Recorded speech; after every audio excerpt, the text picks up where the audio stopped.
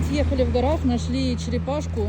На дороге. На дороге, да, она опять ползла, как они это любят делать, переходили дорогу. И вот вторая рядышком, и мы сейчас... А у нее что-то панцирь побитый. Да. Она упала, походу, что ли, откуда-то. Или Поврежденная. ее загрызть кто-то хотел.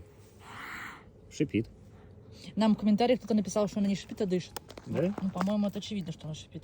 Ну. Сейчас же она не дышит, Сейчас нет. значит шипит. Шипит, Да, ставим ее ко второй. Черепашки.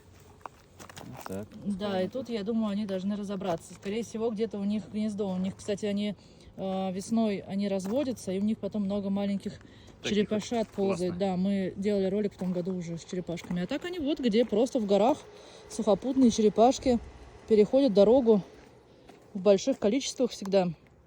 Мы их находим. Ставьте лайки, если любите черепашек.